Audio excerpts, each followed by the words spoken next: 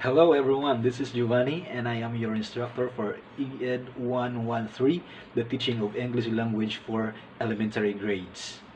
And it's expected that in this course we're gonna be learning some strategies to be used in teaching the language for our young ones. So I hope you have a great day today while staying at home. So let's go to my screen. Welcome you all.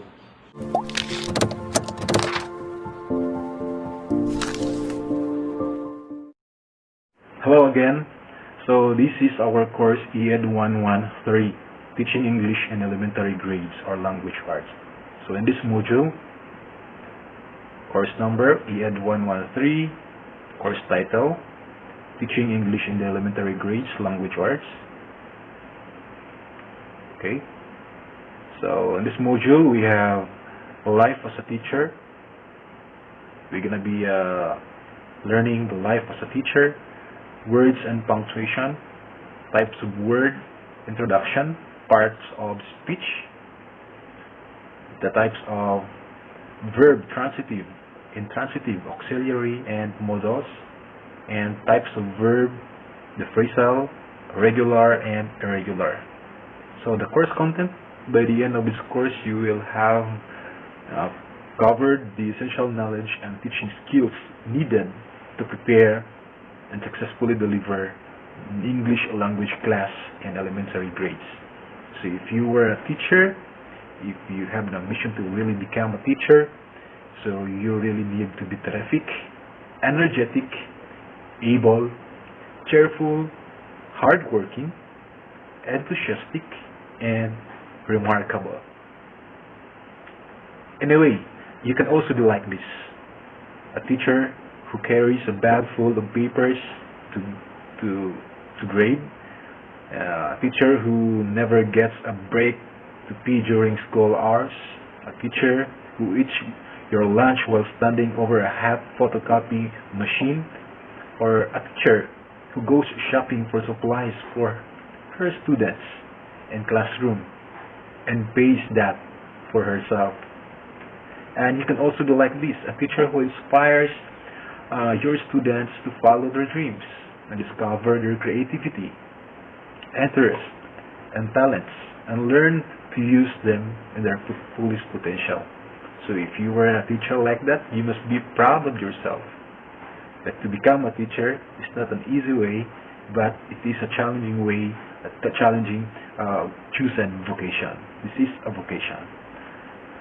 Okay, so we take a moment to consider the following questions. What are the best ways to introduce new vocabulary? The stack of words, what are your best ways you know? Second, how can you improve your students' listening skills? One of the 4 macro skills is listening skills. How are you going to improve that? Next is we have, how do you ensure that your students have understood the lesson? This is the crucial part of education wherein it's really hard and difficult for us to transfer our knowledge from the teacher to student. The transfer of knowledge is a very crucial thing to do. Okay?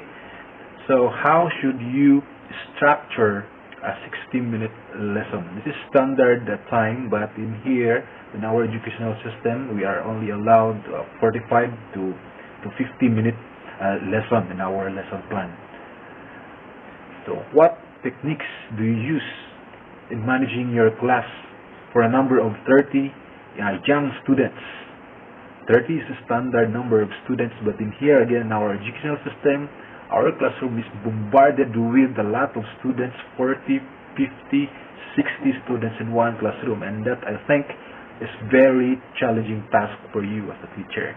How are you going to manage that? What are your techniques? So there are 7 main sections in this course.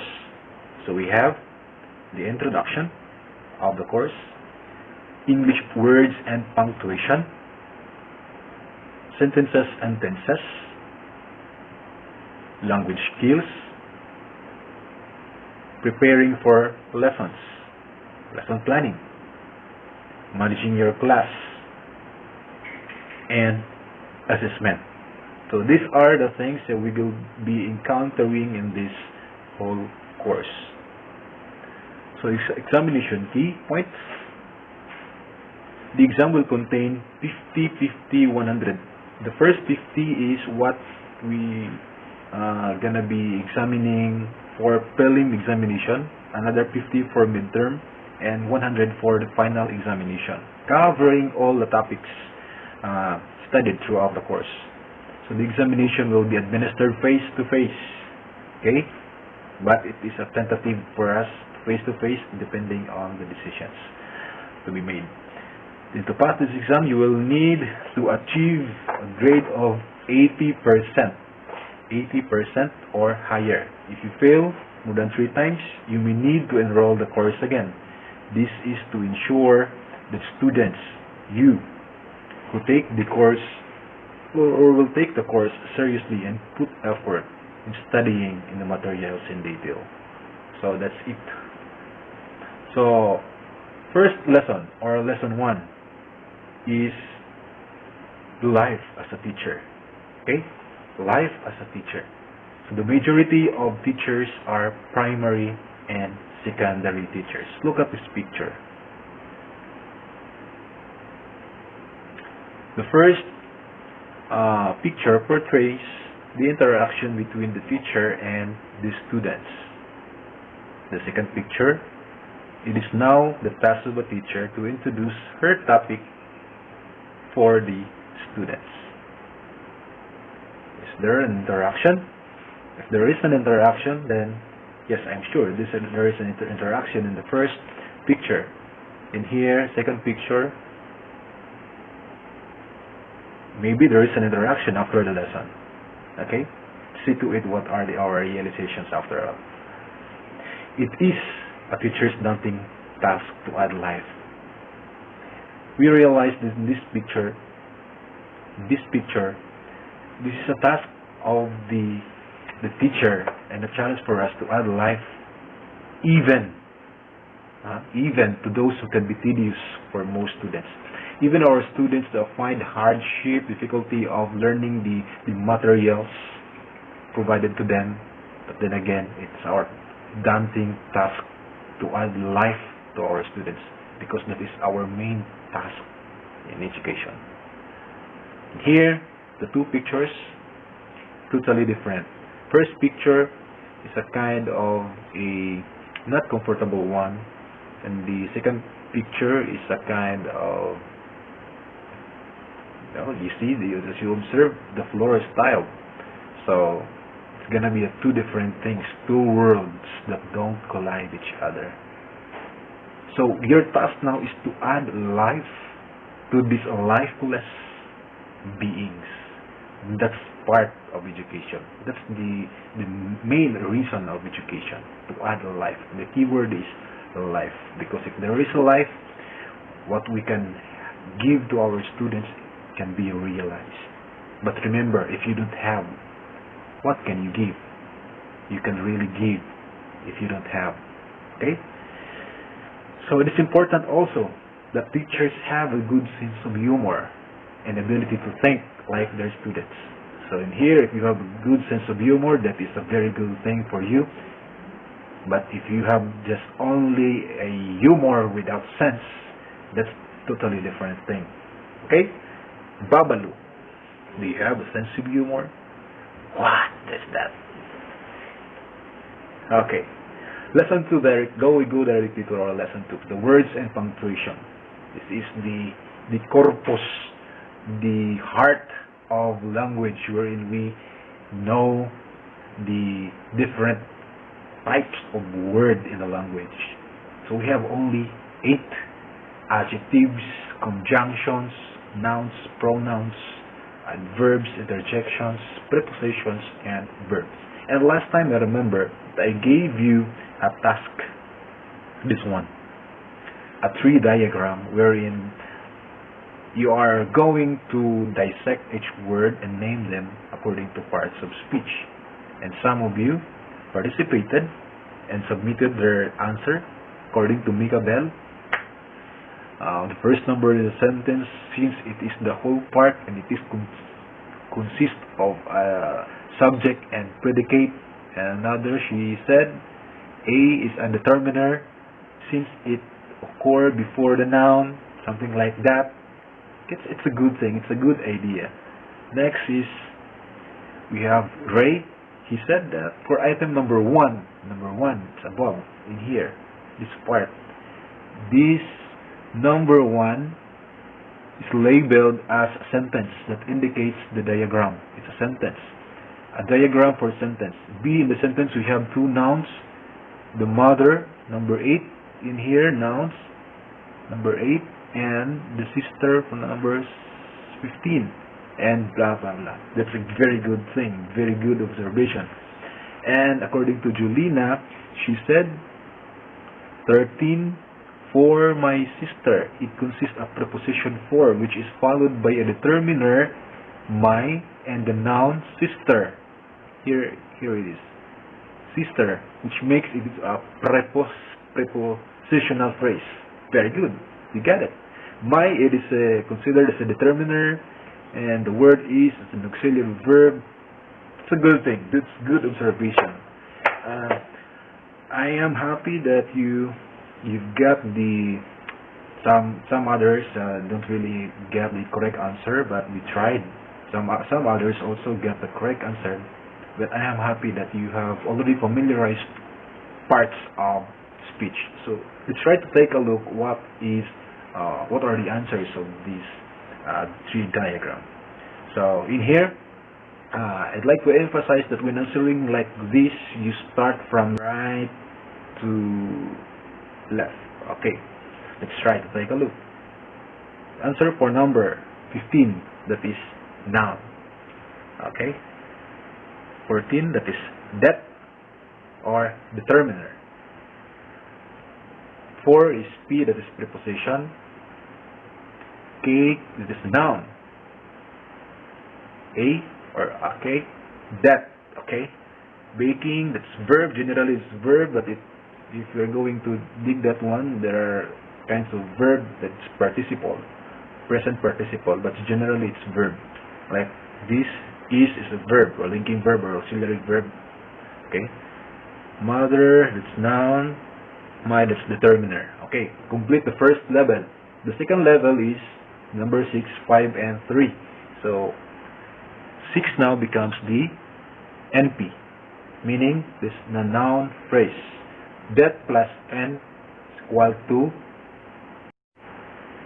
number 4, that is PP, that's prepositional phrase, and 5, that is NP, noun phrase again, because a cake. NP, that plus N, NP. Number 2 is VP, verb phrase. Is here, start here, and the rest will predicate, that is VP or verb phrase. Meaning, phrase is composed of words that not necessarily have a subject. And number 1, that is a sentence. Okay, most of you didn't really have the correct answer in here because you still have the dissect. Okay, but it's the sentence. Okay, so activity 1 in this course, the above different words used in the English language. So see if you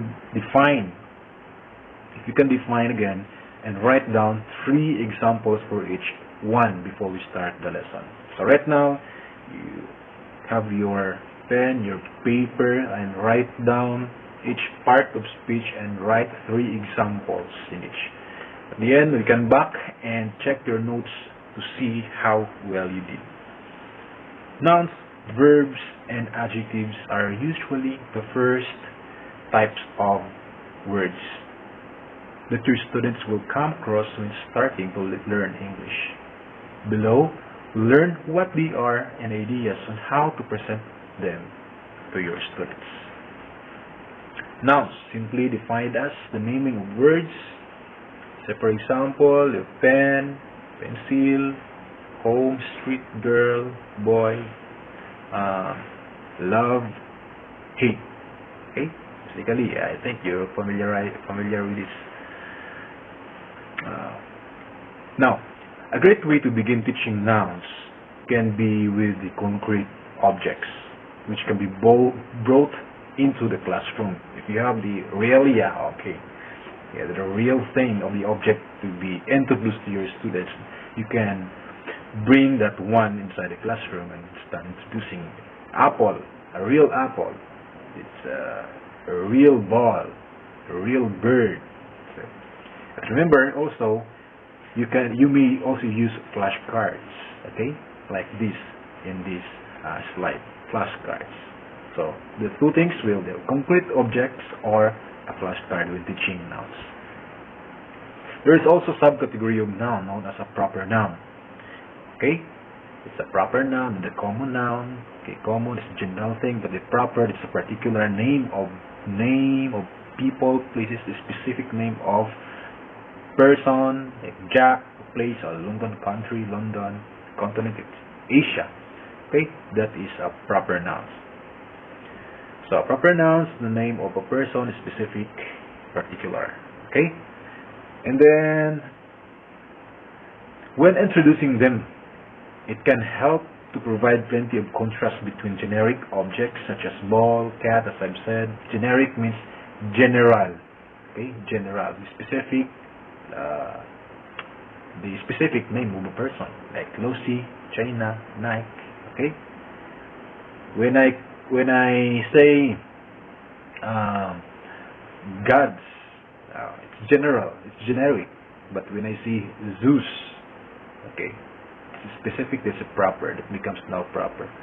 When I say planet, that's generic, planet. But when I say Jupiter, that becomes now a proper, and so on and so forth. Verb. Verb describes an action. An action, or the state of subject. There are several categories of verbs that exist, which we'll cover later in this course. However, for now, here are some basic examples, like eat, sleep, jump, watch, think, feel, dream. But we're gonna be teaching like that. You try to have the real portrayal of the verb, like talk, like playing. Somebody who is playing, or eat, child is, or the boy eats. That's the way we teach in our students. So one thing to note about verbs is that they often change, because actually there are 12 tenses, verbs. Eat, ate, eaten.